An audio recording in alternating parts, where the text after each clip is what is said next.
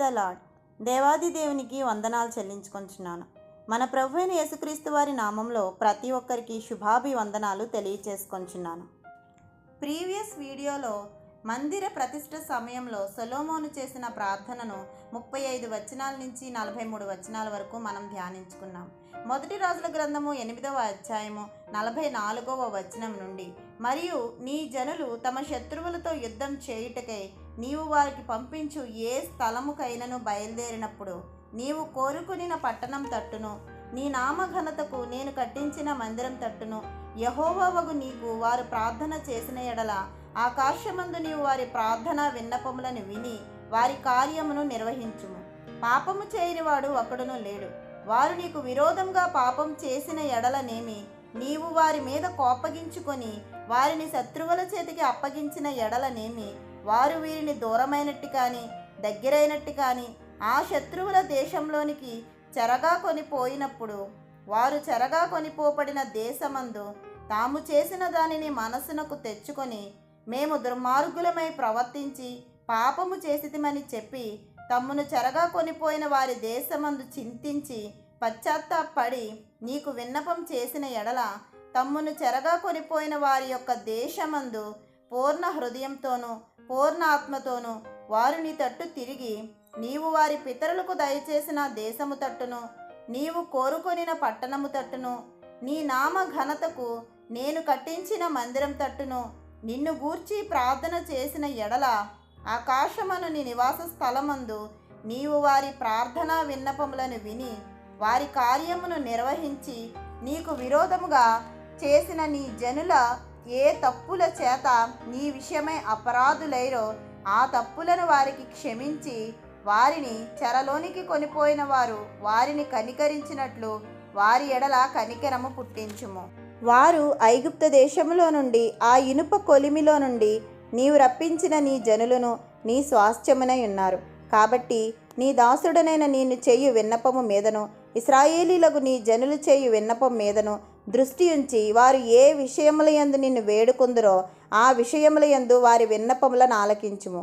ప్రవ్వా యెహోవా, నీవు మా పితరులను ఐగుప్తులో నుండి రప్పించినప్పుడు నీవు నీ దాసుడైన మోషే ద్వారా ప్రమాణమిచ్చినట్లు నీ స్వాస్థ్యమగునట్లుగా లోకమందున్న జనులందరిలో నుండి వారిని ప్రత్యేకించితివి కదా అని ప్రార్థించెను. సొలొమోను తన ప్రార్థనలో ఎక్కువగా క్షమించమని అడగటం మనం గ్రహించాలి. ప్రతి మనిషిని క్షమించి వారి ప్రవర్తన బట్టి ప్రతిఫలం ఇవ్వమని అడుగుతున్నాడు.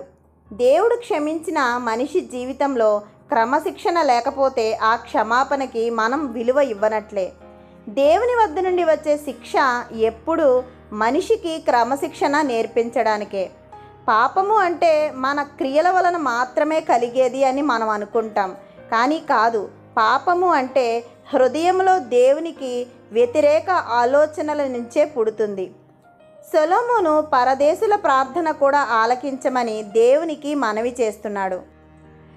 లోకంలో ఉన్న ప్రజలందరికీ దేవుడు ఒక్కడేనని లోకానికి రుజువు చేయమని సొలొమోను ప్రార్థించాడు.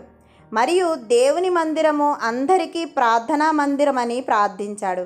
యెషయా గ్రంథము 56వ అధ్యాయము 6-7 వచనాల్లో, విశ్రాంతి దినమును అపవిత్రపరచకుండా ఆచరించు నా నిబంధనను ఆధారం చేసుకొనుచు యెహోవాకు దాసులై యెహోవా నామమును ప్రేమించుచు ఆయనకు పరిచర్య చేయవలనని ఆయన పక్షముగా చేరు అన్యులను నా పరిశుద్ధ పర్వతమునకు తోడుకొని వచ్చెదను. నా ప్రార్థనా మందిరంలో వారిని ఆనందింపచేసెదను. నా బలిపీఠము మీద వారర్పించు దహన బలులను నాకు అంగీకారములగును. నా మందిరము సమస్త జనములకు ప్రార్థనా మందిరం అనబడును అని వ్రాయపడి ఉన్నది. దేవుడు ఎవరో ఒక్కరికే దేవుడు కాదు, లేదా ఒక జాతికే దేవుడు కాదు, లోకమంతటికీ దేవుడు. ఈ వచనం మనకు ఎంతో ఊరటనిస్తుంది మరియు మనకున్న ఒక బాధ్యతను గుర్తు చేస్తుంది. దేవుడు అన్యులమైన మనల్ని ఆయన సొంత బిడ్డలుగా చేసుకొని ఆయన మందిరంలో ఆనందింప చేస్తాను అని వాగ్దానం చేశాడు. అంతేకాక అనేకులకు దేవుని గూర్చిన సువార్తను ప్రకటించవలసిన బాధ్యత మన మీద ఉందని ఈ వచనం ద్వారా మనకు తెలుస్తుంది. ఈ రోజులు ఎలా ఉన్నాయంటే చాలామంది దేవుని బిడ్డలు అని చెప్పుకోవడానికి కూడా ఇష్టపడటం లేదు.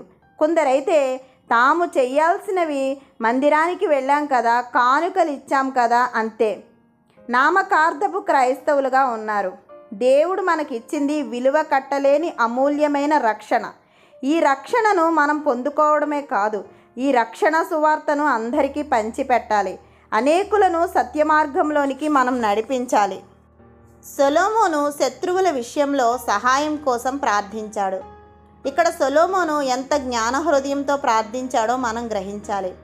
దేవుని ప్రజలు చెరగొనిపోయినప్పుడు వారు నీ తట్టు తిరిగి ప్రార్థిస్తే విడిపించమని ప్రార్థన చేస్తున్నాడు. ఈ వచనాల్లో 400 సంవత్సరాల తర్వాత ఇశ్రాయేలీలు బబులోను చెరకు అప్పగింపబడటాన్ని ముందుగానే సొలొమోను ప్రార్థించాడు. దేవుడు తన ప్రజలనే కాదు, మనందరము కూడా ఎలాంటి చెరలో ఉన్నా, ఎలాంటి బంధకములో ఉన్నా ఆయన వైపు తిరిగి ప్రార్థిస్తే విడిపిస్తానని మాట ఇచ్చాడు. నెహెమ్యా గ్రంథము 1వ అధ్యాయము 9వ వచనంలో, అయితే మీరు నా ఆజ్ఞలను అనుసరించి నడిచిన ఎడల భూ దిగంతముల వరకు మీరు తోలివేయబడినను అక్కడ నుండి సహా మిమ్మును సమకూర్చి నా నామము ఉంచుటకు నేను ఏర్పరచుకొనిన స్థలమునకు మిమ్మును రప్పించెదను. చెర నుండి విడిపించే దేవుడు మన దేవుడు, కష్టాల నుంచి విడిపించే దేవుడు మన దేవుడు, కన్నీటిని తుడిచే దేవుడు మన దేవుడు. పరిశుద్ధ గ్రంథంలోని ప్రతి మాట మనకి ఆదరణ, ధైర్యము, నిరీక్షణ పుట్టిస్తాయి. పరిశుద్ధ గ్రంథంలోని ప్రతి మాట మనల్ని సరిచేస్తుంది, మన మార్గాన్ని సరిచేస్తుంది. మనం ధ్యానిస్తుంది సొలొమోను ఇశ్రాయేలీల విషయంలో దేవునికి చేసిన ప్రార్థనే. కానీ ఇలాంటి ప్రార్థనలు మన జీవితానికి అన్వయించుకొని లేఖనాలను ఆధారం చేసుకొని బ్రతకగలిగితే మన జీవితాలు దేవునికి ఎంతో ఇష్టకరంగా ఉంటాయి.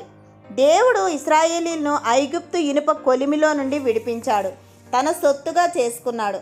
సొలొమోను దేవుని మేలులను బట్టి, ఆయనిచ్చిన వాగ్దానం బట్టి మందిర ప్రతిష్ట ప్రార్థనా ముగింపులో స్తుతులను చెల్లించాడు. ఆయన ప్రజలకు నెమ్మది కలిగించడమే ఆయన వాగ్దానపు ముగింపు.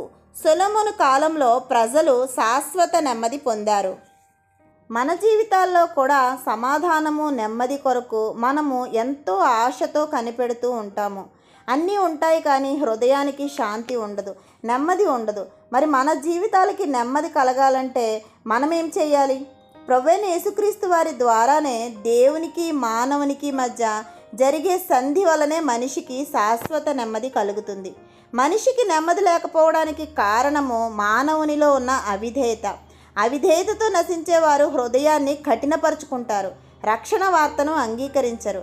దేవుని సన్నిధిలో నెమ్మదిగా జీవించాలంటే ఆయనకు మనం లోబడాలి. హెబ్రీయులకు రాసిన పత్రిక 4వ అధ్యాయము 2వ వచనంలో, వారికి ప్రకటింపబడినట్లు మనకును సువార్త ప్రకటింపబడెను, కానీ వారు వినిన వారితో విశ్వాసము కలవారై కలిసి ఉండలేదు కనుక విన్న వాక్యము వారికి నిష్ప్రయోజనమైనదాయను అని వ్రాయపడి ఉన్నది. వాక్యము అందరూ వింటారు, అయితే విన్న వాక్యాన్ని విశ్వసించేవారు ఎంతమంది? వాక్యాన్ని నిష్ప్రయోజనంగా చేసేవారు ఎంతమంది? రక్షణ సువార్తను విని అంగీకరించడమే కాదు, విశ్వసించి ఆ రక్షణను పొందుకోవాలి. రక్షణ పొందకుండా, మారు మనసు పొందకుండా క్రైస్తవునిగా జీవిస్తే ప్రయోజనం లేదు.